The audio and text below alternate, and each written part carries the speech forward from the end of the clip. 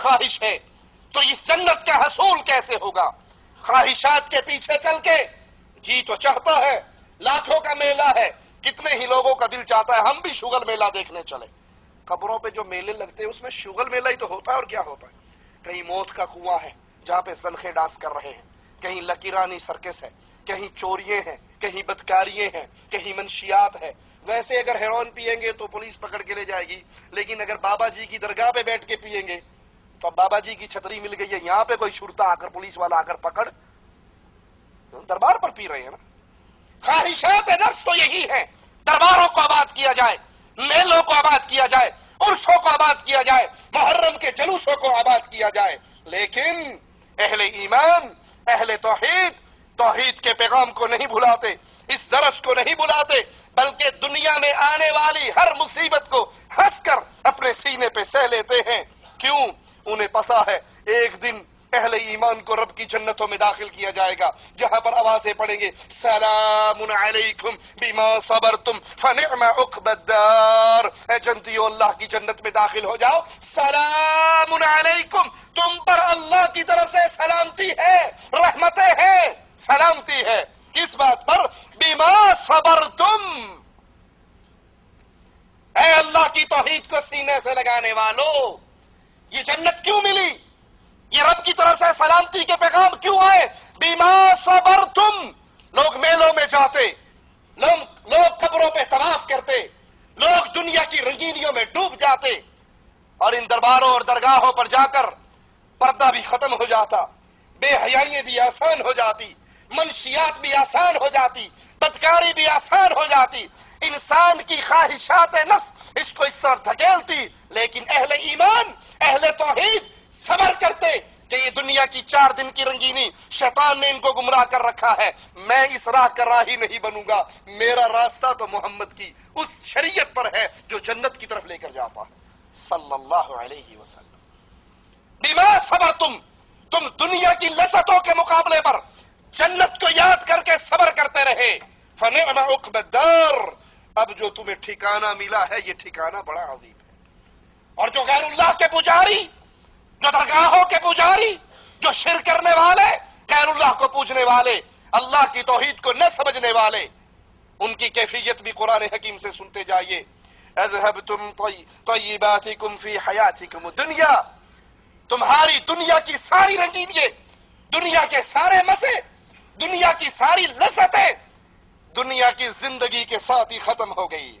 واستمتعتم بها، تم ان لذتوں کے ساتھ دنیا میں مزے کرتے رہے، دنیا کی 4 دن کی زندگی کو مزین کرتے رہے۔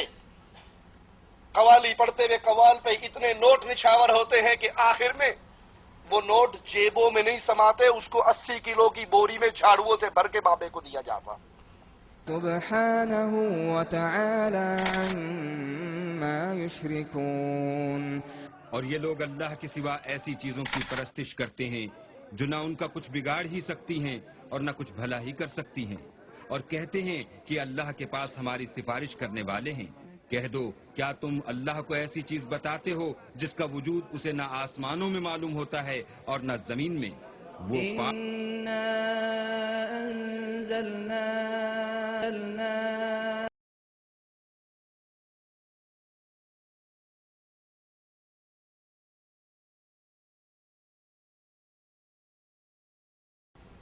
ٹھیک ہے، یہ دنیا کی 4 دن کی لذتیں ہیں، ان سے مزے کر لو، لیکن قیامت کے دن فَالْيَوْمَ تُجْزَوْنَ عَذَابَ الْهُونِ، آج رسوا کر دینے والا عذاب اہل شرک کو ملنے والا، جن کی پیشانی غیر اللہ کے لیے جھکتی رہی، جو غیر اللہ کو پکارتے رہے، جو غیر اللہ کی عبادت کرتے رہے، جو اہل توحید کا مذاق اڑاتے رہے۔ اہل ایمان، غرباء، فتنوں کے دور میں توحید کو سینے سے لگانے والے، ڈوبتی ہوئی کشتی، اسلام کی کشتی جب بھنور میں پھنس جائے، اس کشتی کو اپنی جان کا، اپنے خون کا، اپنی کوششوں کے ذریعے اس کو دوبارہ دنیا کے سامنے بلند کرنے میں لگے رہے، ان کا ٹھکانہ جنت ہے۔ اور جنہوں نے دنیا کی زندگی میں شرک کیا، غیر اللہ کو پوجا، ان کا ٹھکانہ پھر رسوا کرنے والا عذاب۔ اے اہل توحید، اس پرفتن دور میں سوچئے میری اور آپ کی ذمہ داری کیا ہے۔ ہماری یہ دعوت ہمارے معاشرے کے اندر، ہماری گلیوں کے اندر اخبارات ہو، ٹیلی ویژن ہو، کیسٹ اور سی ڈی کا میدان ہو، یا جلسے اور جلوسوں کا میدان ہو، یہ لا الہ الا اللہ کی سچی پکار اجنبی ہو چکی ہے۔ ہمارے ذمہ کیا ہے؟ ہم دنیا کی رنگینیوں کو حاصل کریں اور دعوت توحید کو چھپا جائیں، یا ڈنکے کی چوٹ پہ لا الہ الا اللہ کے کھڑے پیغام کو اپنی جان کو اپنی ہتھیلی پہ رکھ کر دنیا کے سامنے پیش کریں کہ زندگی اسی چیز کا نام ہے کہ ہم زندہ ویسے رہیں جیسے عرش والے نے ہمیں حکم دیا ہے۔ مثال لینی ہے تو لیجئے، فرعون نے جب اپنی بچیوں کی آیا کو اور اس کے بچوں کو جلا ڈالا، مڑ کر اپنی بیوی آسیہ کی طرف دیکھا جو پہلے ہی رب پر ایمان لے آئی تھی اور اپنے ایمان کو چھپایا ہوا تھا۔